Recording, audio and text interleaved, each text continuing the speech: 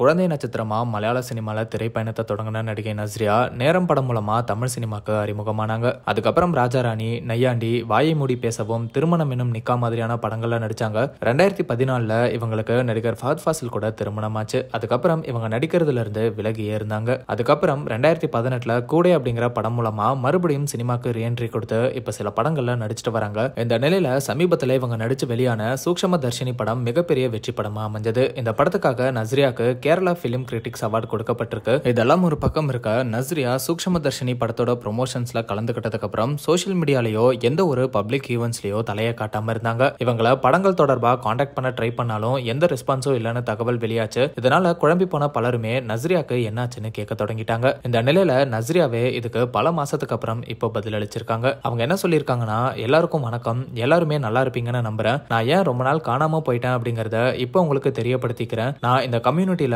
ரொம்பவே ஆக்டிவா இருக்கக்கூடிய ஒரு பர்சன் அப்படின்னு உங்க எல்லாருக்குமே தெரியும். ஆனா சில மாசங்களா நான் மனசளவுலையும் என்னோட தனிப்பட்ட வாழ்க்கை சவால்கள்லையும் போராடிட்டு இருக்கேன். அதெல்லாம் தான் நான் முன்ன மாதிரி இருக்க முடியாத அளவுக்கு கடினமாக்கிருச்சு. இதனால நான் என்னோட 30வது பிறந்த நாள், நியூ இயர், சூக்ஷ்ம தர்ஷினி படத்தோட வெற்றி மற்றும் சில முக்கியமான தருணங்களை எல்லாமே மிஸ் பண்ணிட்டேன். நான் இப்படி காணாம போனதுக்கான காரணங்களை பத்தி என்னோட நண்பர்களுக்கு சொல்லவே இல்லை. மேலும் அவங்களோட கால்ஸ், மெசேஜ்க்கு பதிலளிக்கவும் இல்லை. அதுக்காக மன்னிப்பு கேட்டுக்கிறேன். நான் இதனால ஏதாவது அசௌகரியத்தை ஏற்படுத்தி இருந்தா மன்னிச்சிருங்க. நான் மொத்தமா ஷட் டவுன் பண்ணிட்டேன். வேலை தொடர்பா என்னை தொடர்பு கொள்ள முயற்சி பண்ண என் கூட வேலை செய்யற எல்லார்கிட்டையும் மன்னிப்பு கேட்டுக்கிறேன். இதனால ஏதாவது தொந்தரவு ஏற்பட்டு இருந்தா மன்னிச்சிருங்கன்னு சொல்லியிருக்காங்க. மேலும் நான் கேரளா பிலிம் கிரிட்டிக்ஸ் கிட்ட இருந்து பெஸ்ட் ஆக்டர் அவார்ட் வாங்கியிருக்கேன் அப்படிங்கிற நல்ல விஷயத்தையும் சொல்லிக்கிறேன். இந்த அங்கீகாரத்துக்கு நன்றி. இந்த அவார்ட்ல நாமினேட் மற்றும் வெற்றி பெற்ற மத்தவங்களுக்கும் வாழ்த்துக்களை சொல்லிக்கிறேன். இது ஒரு கடினமான பயணம். நான் இதுல இருந்து மீள்றதுக்கும் சரியாகிறதுக்கும் தினமும் முயற்சி பண்ணிட்டு இருக்கேன். இந்த நேரத்துல உங்களோட ஆதரவுக்கும் புரிதலுக்கும் நன்றி. பழைய மாதிரி திரும்பி வர இன்னுமே காலமாகலாம். ஆனா சத்தியமா சொல்றேன், நான் குணமாகறதுக்கான பாதையில தான் இருக்கேன். நான் இதெல்லாம் இப்ப சொல்றதுக்கு காரணம், நான் என் குடும்பத்துக்கும் நண்பர்களுக்கும் ரசிகர்களுக்கும் இப்படி திடீர்னு காணாம போனதுக்கு விளக்கம் அளிக்கணும்னு உணர்ந்தேன். Love you all. சீக்கிரமே ஒன்றிணைவோம். உங்களோட